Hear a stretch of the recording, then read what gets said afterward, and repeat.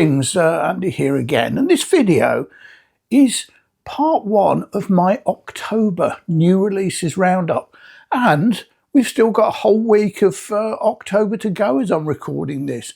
It's yet another bumper month. I've bought too many records again, so I'm doing new releases in two goes.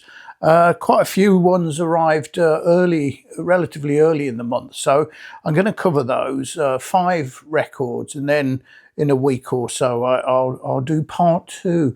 I've also this month bought a few sort of older records, so I think I'll probably do a third one of October pickups later on in October. Let's start with these. As I say, I've got 5 records. And then more crackers. I think this year so far, I have about 25 records in my top 10. It's that good. This is an interesting mix. So 3 of the records, I would say arguably, are sort of prog. I can't think of a better genre to fit them in, even though that is very arguable. They're not classic prog by any means. I've also got a really classic post-rock album and a quite bonkers sort of what I would describe as sort of psych goth, and I'll come to that last. But let me start with the first one, and it is the Smile and a new album Cutouts, which came out at the beginning of the month. Now, this is the second Smile album of the year. I mean, what was it? Wall of Eyes came out in January, and that remained for the whole of the first half my favourite album of the year so far. So when I did my half-year roundup, that was number 1. There have been a couple of other albums which challenge it since then, but here they are with the second album of the year. And, you know, this is 3 in pretty quick succession. This is their third one. The first came out in December 22, so right at the end, and then January 24, so just a year really between them, and then sort of 10 months with this one. You could have argued if they wanted to wait, they could have made a double album, and it's another really, really good one. They are really scratching their creative itch with this. So the Smile, you know, pretty well known by now, so features Tom York and Johnny Greenwood of Radiohead fame, and the brilliant jazz drummer Tom Skinner, who was in most famously in Sons of Kemet, and they are really, really good. And this is, I often read that the Smile is a Radiohead side project. I think it's much, much more than that. It's not just a side project. This is their number 1 band at the moment. You know, at some point, I guess they might go back and do another Radiohead one. I read somewhere that Johnny Greenwood is typically very impatient because Radiohead tend to take about 4 or 5 years to perfect an album before they'll release it, whereas Johnny wants to get it out when it's good enough, and and get on with the next one and get on with the tours. And this is what they've been doing on here. This album is it's got a lovely feel to it as well. It's got that sort of waxy feel. It's a gatefold. It has. Let me get the set lifting out. I think it's 10. It's a nice lyric booklet. I'm pretty sure it's 10 tracks. 1, 2, 3, 4, 5, 6. No, there's 6 on the first side and 5 on the other, so it's 11 tracks by the look of it. And you know, the drumming is absolutely amazing on here. There are put that over there. There are 2 or 3 tracks where the drumming isn't in the fore because Tom Skinner also plays synths in there as well, so he's a sort of multi-instrumentalist. But the best tracks are really where he's at the fore. He's just such a brilliant drummer, and you can tell that, you know, the 3 of them together are just completely in sync.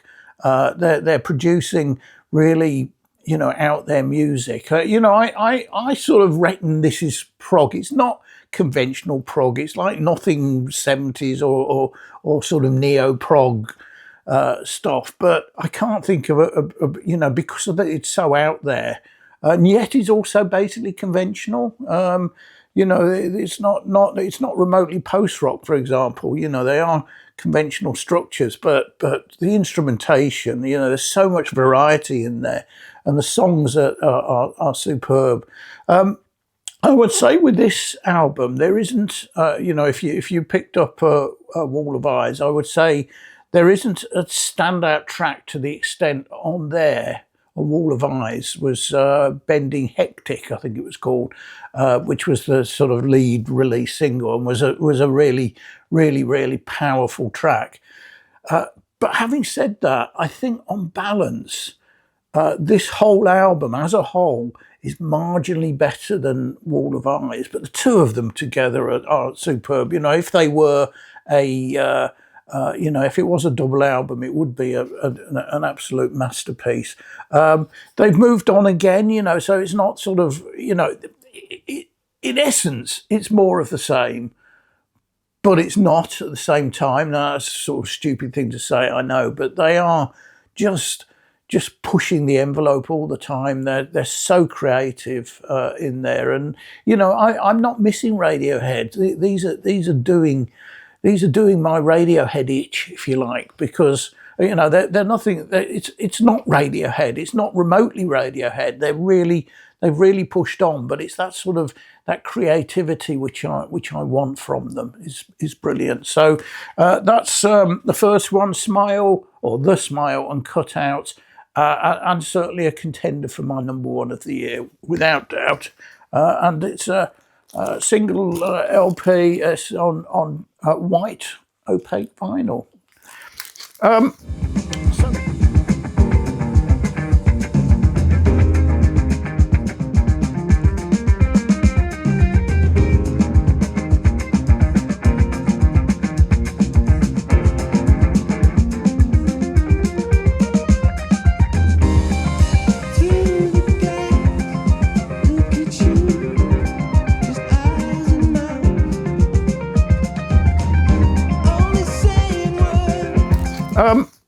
So my number two, another contender, absolutely superb album, and it is Public Service Broadcasting and their album The Last Flight. In fact, I've got the T-shirt for this album in there, but the graphics on the back, that's basically well, it's not that, it's a different graphic, but it's T-shirt graphic. I'm just trying to think. Actually, I probably should have looked at this. Is there? I think this is their sixth album, or is it their fifth? I can't remember now. I mean, you know, it's either fifth or sixth. I should have counted it. And yet another one. They are incapable of producing a Duff album. And this album, called The Last Flight, is about the last flight of Amelia Earhart. So the whole album is that, and you know, and back to is it Prog? Well, I think it is. I think out of all of this is the most prog. You know, it's a concept album. There's plenty of orchestration in there. There's you know, talking. There's singing. It's just a superb album.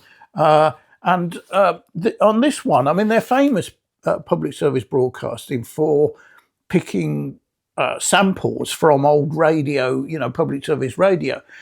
In this case, there are no preserved voice recordings of Amelia Earhart on this, but there are. She wrote lots of letters during the journey, and so they have been narrated, or elements of it narrated, by, I can't remember her name. Let me have a look, because in here we have a fabulous booklet with all the story on there, all of the people involved in it, and then all of the lyrics and so on.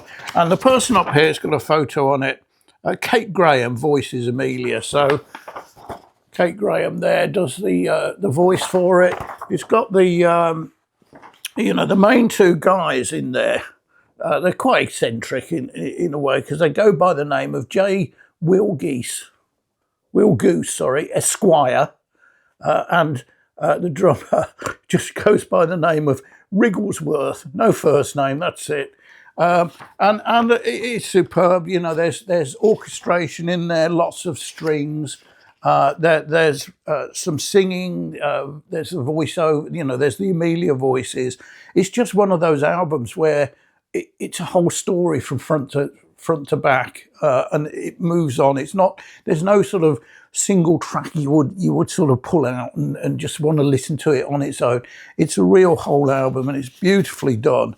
And this one was, I got this directly from the band. There's a map in the middle of it, like that, and it came with a signed print of those two guys plus the other sort of occasional members.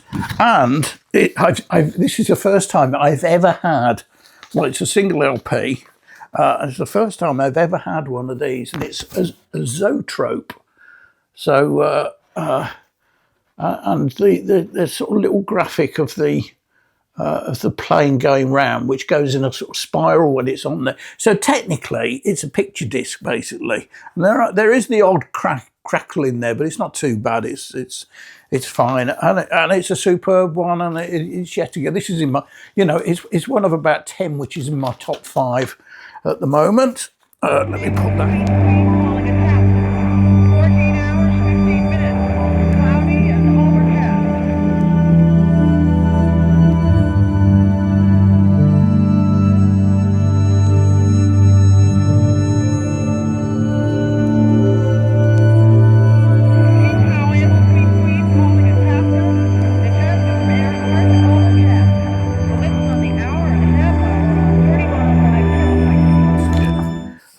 And now another one which I think is prog, but I thought this for some time, and it's actually a debut of from the lead singer of Black Midi, and you know, Black Midi. They've had 3 albums. Let me show you the picture. It's quite gruesome there. They've had 3 albums and have now decided that they are in indefinite hiatus, I think is what they've said. And basically, apparently, that is Geordie Greep, whose album this is, and it's called The New Sound.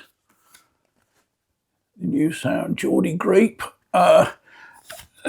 wanted more sort of creative freedom and creative control than the rest of the band were willing to give him. So basically, he's said, well, I'll go and make my own album then.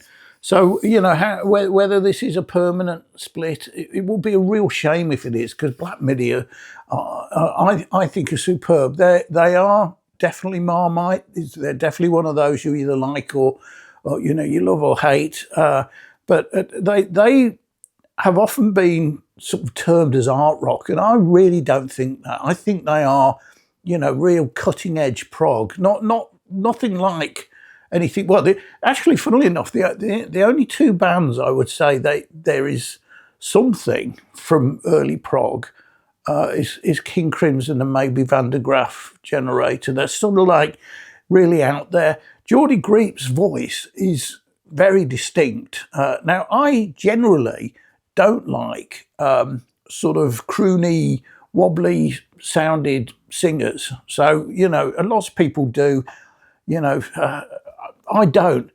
For some reason, though, I like his because he's got something of that, but it's entirely different from your usual crooners.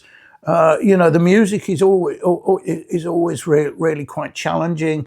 The vocals are challenging. His voice is challenging. It all works for me, doesn't necessarily for everyone.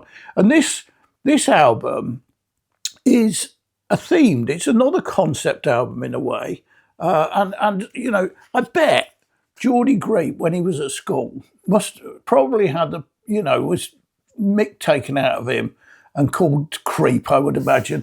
And in this, because you know what kids are like at school, and this album, he ought to have changed his name to Creep, because the whole album basically is about creepy men, sex pests. You know, some of them like really horrible, some of them just sad. And every track on here, and there are 11 tracks. Every track on here, the singing is basically a story about a creepy bloke. You know, whether that be the sex pest bloke or just a sad one. But the theme is they're all creepy in some way. You know, these are not lovable characters you're hearing him singing about, and they are each a story. You know, and again, it's not one story all the way through. Each one, it's a different chapter about a different one. On this album, the visuals are brilliant here, and they are by, let me see, who is his name?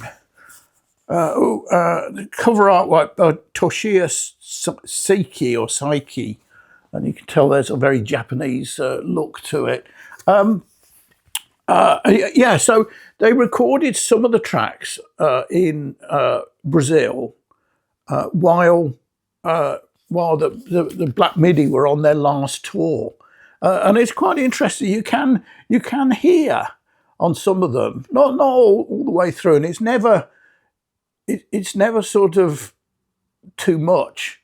But there's a real sort of Latin feel to some of them. You know, some of the beats, the bongos, the horns, the brass. You know, there is that sort of little feel to some of the tracks. The lead single was called Holy Holy, and I'll do a bit of a sample of that because that's got a definite little feel to it. Some were recorded back in England. He's got a variety of musicians, so he's got some of his old mates from Black Midi playing on some of the tracks, different ones, different people, plus others. He's got sort of string arrangements in there. So, you know, a really, really good album. And as I say, I think that, you know, like Black Midi, this is quite proggy in its own strange way. And it starts off, the opening track called Blues actually really sounds quite like Black Midi, but other tracks have moved away from it. So it's quite a lot of variety. The consistency is Geordie's distinctive vocals, which, as I say, you either like them or you don't. So, and I like. So there we go. And this one is very resplendent in plain black, and it's a double album. So that's that one. Now.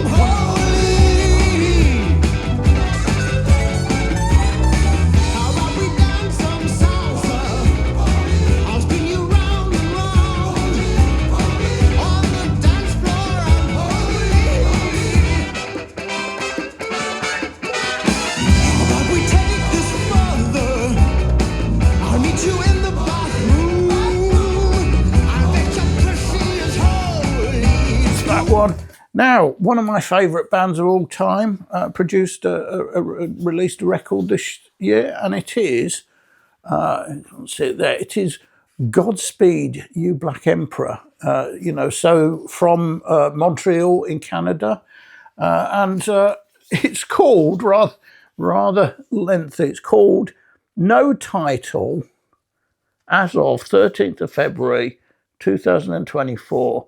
28,340 dead. That's the album title, and such as it is. And it is, I shouldn't laugh because, you know, whilst it's a strange title, you might argue it's typical of Godspeed You Black Emperor. It's a reference to the war in the Middle East, and it's, you know, largely about that, not, you know, and war generally, and strange. I mean, Godspeed You Black Emperor I've described them before as quite dystopian in a lot of it. I mean, their debut album, F#A Infinity, I always call Fuck All Forever, was to me is the most dystopian record I've ever heard.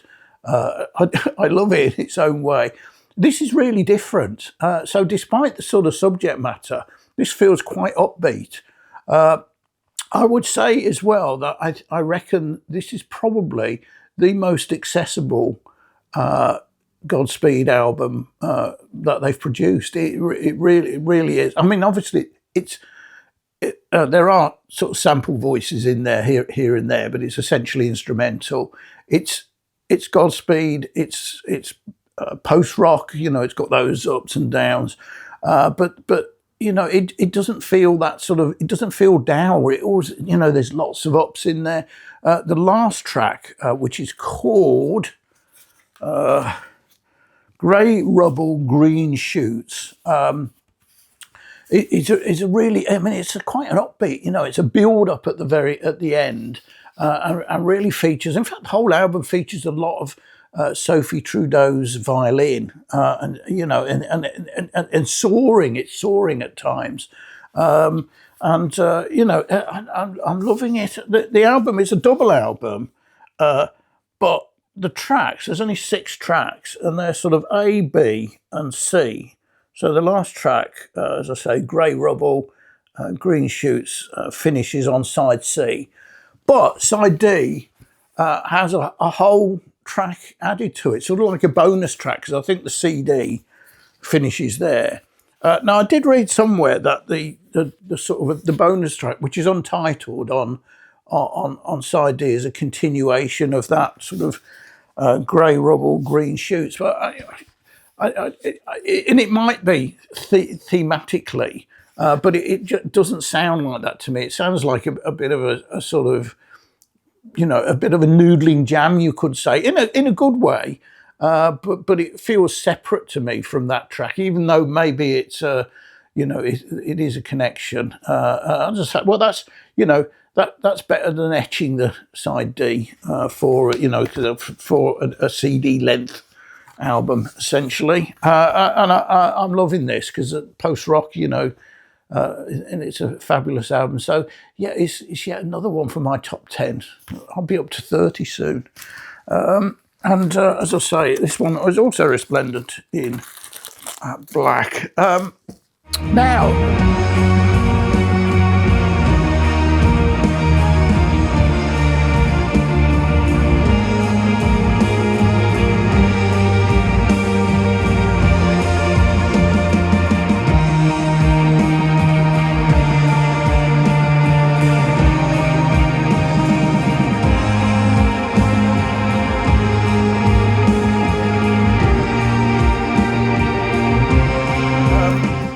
Now, the last one is from the Swedish. They hail from Gothenburg. Gothenburg? Is it Gothenburg? That's quite appropriate because the band is Goat. So, and this is bonkers. I mean, they all appear in masks, and it's sort of driven psych goth. Somewhere I've got, this is the first album I've bought of theirs on vinyl. I do have 3 others on which I have quite a while on digital download. They've been around for quite a long time, and this is a cracker. I heard a couple of tracks on the radio and thought, it's classic Goat. It's sort of like there's lots of wah-wah in there, lots of beats. The vocals, the girl, the female singer vocal, she's got, again, quite a strange voice, which sort of works. It's quite languid, but also little bit punky. This one is got 8 tracks on it, so it's a single LP, and four on each side. So they're sort of slightly longer than usual, and it's really good. If you don't know Goat, they're well worth checking out. If it's out there, as I say, it's Psych. Is it goth? Is it a mix of all those things? Is it prog? It could be. Who knows? And it's a fabulous green and black sort of splattery, splodgy affair, which I think looks really, really good. So that they.